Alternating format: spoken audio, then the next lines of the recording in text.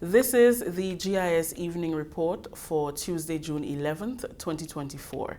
I am Rikisha St. Louis. In the headlines, Prime Minister says site acquired to construct hospital village in Calavini. We'll have details to this story and more when we return.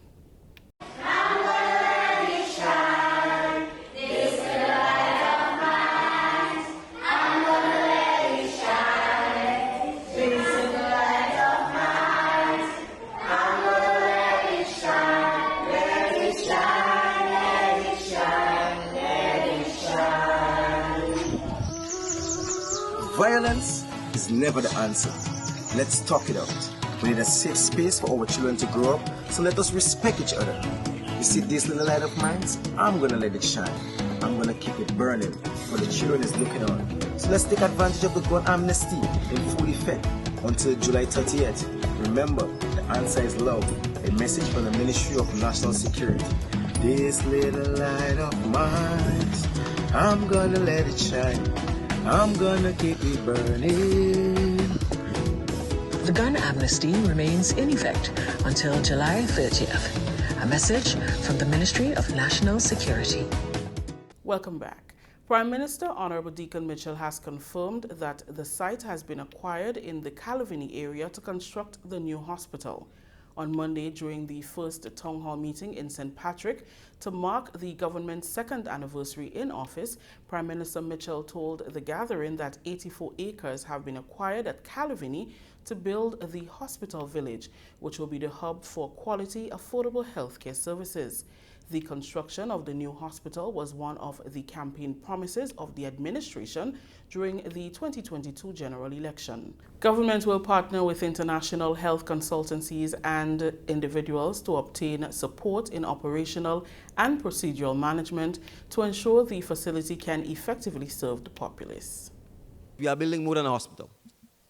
We are creating a medical or health village, and we need to ensure that we can control the development around the hospital and that we can have other economic activities around the hospital to support the hospital. And that is why we've acquired the entire 84 acres of land, because we need to be able to control the development of the site. We have begun the process of planning in depth for this hospital. It is a lot of work. And people want to tell you, oh, build it in a year, build it in a two. In 2 years, we know it doesn't happen like that. It will require deep planning, a lot of research. You have to find the financing, and I want to make this point. We have to get an international partner to help us operate the hospital, because we want this to be the centerpiece of the health village. And therefore, we need to make sure that the new hospital will be run and managed at an international level that is befitting of Grenada, the service Grenadians deserve, and the foreigners and visitors who will come to Grenada. A management team, including permanent secretaries, has been established to work with partners and stakeholders to finalize plans and designs. One of the conditions we are setting for whoever becomes our international partner to run this hospital is that you have to begin to work with us now to start fixing the challenges we have at the current hospital and in the medical system. So that is step one. We've put together, I will call it the management team for now, comprising a private consultant who is of Grenadian extract. His name is Mr. Damian Dolan. He is from the Dolan family. If you know the Dolan family, they own Spice Basket. They used to have Today's Wonders. In fact, his father, I believe, is a former member of Sir Eric Matthew Geary's government. So he's of Grenadian extract. He's an investment banker, and he's helping us as one of the lead consultants on this project. We have a management team in place comprising the PS of Finance and the Deputy PS of Finance, the PS of the Ministry of Health, Mr. Richard Duncan, Ms. Andrea St. Bernard. We are also getting some support from the Tony Blair Institute, which is a consultancy firm owned and managed by Tony Blair, the former Prime Minister of the UK. And they do consultancies with governments around the world to help them deliver on the things they have committed to their citizens. This group has been meeting every week for the last several months to advance the project. Grenada is hosting the 15th Caribbean Memorandum of Understanding CMOU on Port State Control seminar at the Radisson Beach Resort, bringing together inspectors of Grenada Ports Authority, union representatives, and regional experts. The CMOU on Port State Control was signed in February 1996 in Barbados, and its primary objective is to assist in securing compliance of ships with international standards regarding safety of life at sea and prevention of marine pollution, among others. The three-day seminar is being jointly hosted by the Caribbean MOU on Port State Control and the Grenada Ports Authority.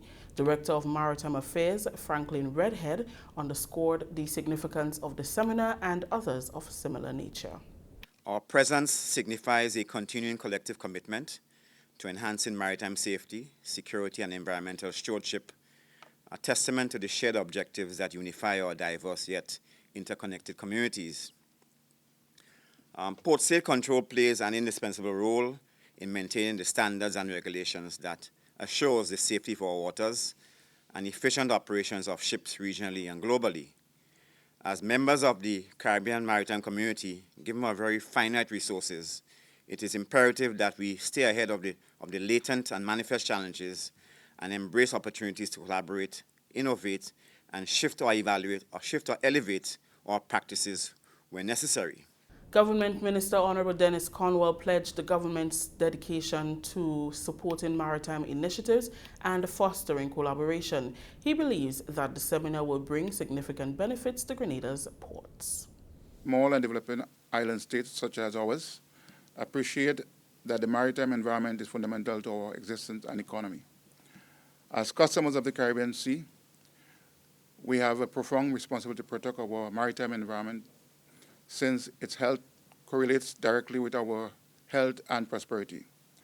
Accordingly, inspectors and maritime professionals must be equipped with the skills and knowledge required to navigate the complexity of our maritime operation and risk.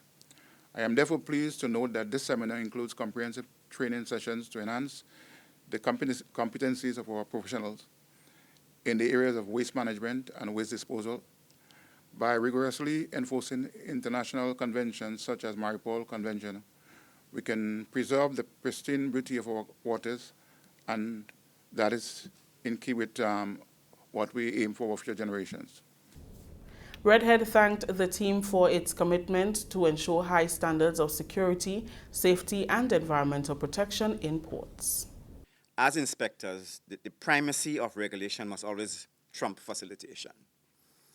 An unsafe vessel or subpar crewing can do irreversible harm to the marine environment as well as reputational damage to the shipping industry.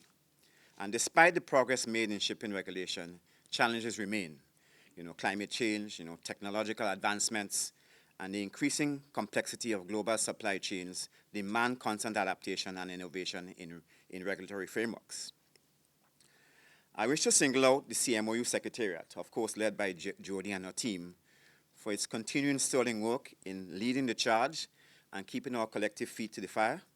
Jody Montbaro, Secretary General at Caribbean MOU on Port State Control, emphasized the importance of continuous education and cooperation among Caribbean nations to ensure the highest standards possible.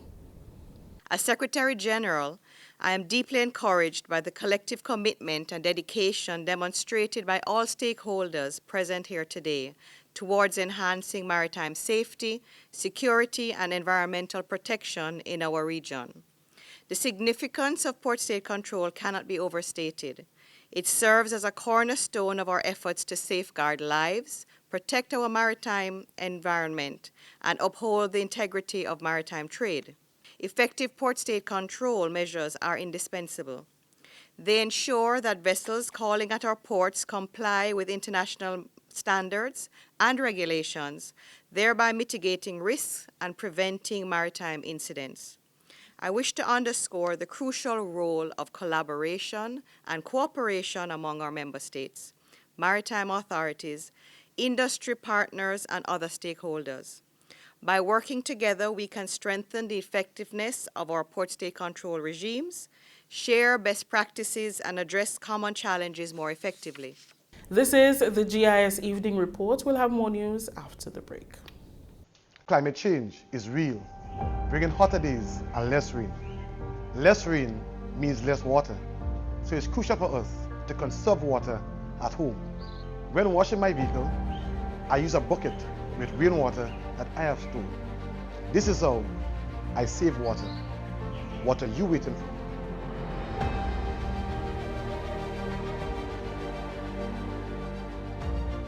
Welcome back. 17 model homes will be constructed under Project 500 on private and government plots throughout the island as samples so government can get buy-in from the public on the structures that will be selected. Prime Minister Honorable Deacon Mitchell made the announcement on Monday during his administration's anniversary town hall meeting in St. Patrick. Project 500 will address the housing concerns of government. The 17 models will be built by different contractors who are bidding for the project. Build 17 model homes so that the public can see what the homes are like. And why are we going to build 17 model homes? We are going to do so because we have contractors who are all bidding to build these houses. But before we give them the contract, we need them to prove that they can build the homes. And we need them to prove, well, no, we can't buy cat and bag, right? So we need them to prove they can build the homes. We need them to prove they can build it the way they say they can build it. We need them to prove it, to build it at the price they say they can build it, and at the time they say they can deliver it. So the intention is to give, I think there are 6 or 7 of them who put their hands up, is to give them 3 lots. Let's go, next slide. Right. So these lots have been sold, but the green ones are available.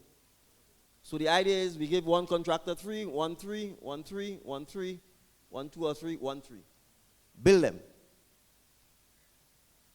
You need to come in on budget, you need to come in on time, and you need to make sure that your ability is looking good. So when that happens, the public will have the opportunity to see samples of the homes. And then we can decide which ones are best suited for where. Prime Minister Mitchell said together with the Housing Authority of Grenada, the intention is to construct prefabricated homes in an effort to reduce the cost of housing. The prefab homes are quicker to install and cheaper to obtain. Use technology, modern technology, that can allow us to do prefab houses. That is houses that are actually built or manufactured as much as possible in factories, and then what you're doing is you are installing the homes. So we would build the foundations, but you are literally installing the homes, installing the plumbing, installing the electricity and the other amenities. What that should allow is for a much more rapid, I'm going to use the word installation of the homes, in a shorter space of time, where you can then do a lot of houses quickly and hopefully cheaply. More details on the project will be finalized and made available at the end of June. We expect the team from the Housing Department to launch the PR around this by the end of June. So although I'm to some extent stealing the thunder a little, but as you appreciate, I say to them, when I come to the people and they ask, I'm supposed to be able to respond and say what's happening. I can't tell you, I'm waiting on the Housing Authority. So we expect that by the end of June, the PR will start. If you go on the Housing Authority site, there's a little tab that says Project 500. And when you click on it, it will show you sample designs of some of the homes that they've asked Grenadian architects to design as sample homes that could be built. So these homes, the designs will be taken to these contractors. They are required to design and build the model homes based on the designs, and then come and erect them, and then we will see what price point they come in at. So once that happens, maybe we might be able to get a model home and have it erected somewhere in Sotez, so that everyone in St. Patrick can come and have a look, have it erected in St. Andrew, everyone in St. Andrew can have a look, and we can go on like that. So that's the intention with the Project 500, and the idea will be to spread this throughout Grenada, in particular, where people may already have land, and what they're fighting with or struggling with is to actually get a house built, because the cost of doing so is too expensive. The Ministry of Climate Resilience, the Environment and Renewable Energy is celebrating the success of Saturday's beach cleanup at the lands in Guave. In observance of World Oceans Day, the ministry collaborated with the U.S. Embassy in Grenada to host a marine and coastal cleanup drive. The event saw participation from divers, students, community residents, and various groups. This marine cleanup is part of a series of initiatives led by Honorable Karine James, Minister for Climate Resilience, the Environment and Renewable Energy, reflecting a long-standing commitment to environmental education and community empowerment. Permanent Secretary in the Ministry, Perron Johnson, spearheaded the event, which she deemed a success. We are separating the garbage. We are also collecting all of the plastic bottles in one area. So we will also use the plastic bottles as part of our recycling project at the end of this initiative. It's quite a lot and an extensive project here today. Thus far, we have already had 2 truckloads of white goods that already left the site, and we have a number of bags. We have the school children here. It's really nice to see the community coming out in a very collaborative manner. So we want to get people aware of the need to be very conscious of the need to care for the environment, care for the ocean. The U.S. Embassy in Grenada played a significant role in planning and executing the World Oceans Day cleanup. Principal Officer of the Embassy, Frances Herrera, praised the event's energy and collective effort. What I see is a true collaboration and teamwork here. Like, everyone is just, where's my trash bag? Where are my gloves? You know, what can I do? Finding rakes. I mean, I've already seen over like 20 bags collected just right here in front of me, and it's just like everyone's just coming out together, from children to the adults to the ministry. I love it. No, I love this. This is my thing. I want to give back, and my team at the embassy wants to give back. It is their country, and I love it here, and I want to give back everything we possibly can and work together. Certified diver Tylan Joseph and Environmental Officer Renee Smith from the Ministry of Climate Resilience were part of the team of divers who conducted an underwater cleanup. We have a dive team comprising of 8 individuals, 2 boat captains and 2 deckhands who's going to assist pulling up the garbage on the boat. We'll be dividing the divers into 2 teams. A team is going to start at the artificial reefs and come down to the jetty, and then one team is going to take it from the jetty to, locally we call it the stone hole.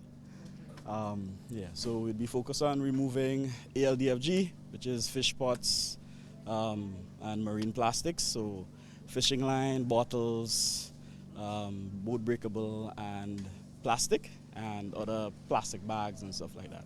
Yeah, I personally think it's a great initiative to keep our beaches and bays clean.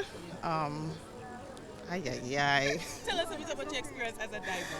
How long have you been diving, and why did you get into this? So I've been very passionate about the marine ecosystem. I've had over 8 years of diving experience.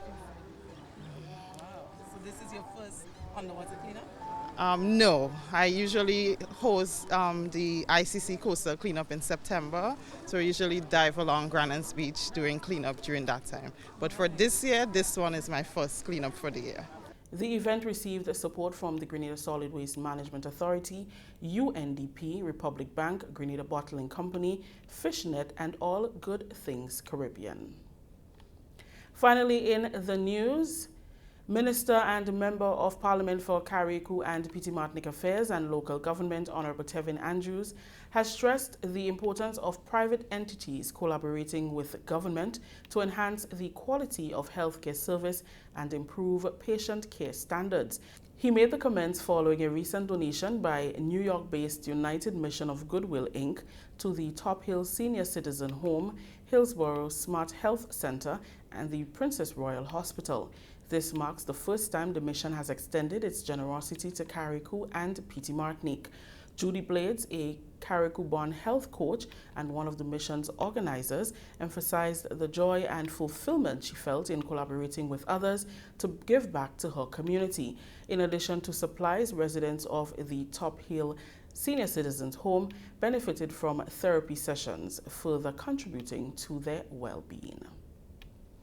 That story just ended the GIS Evening Report for Tuesday, June 11th. On behalf of the entire news and production team, I'm Rakisha St. Louis saying thank you for joining us.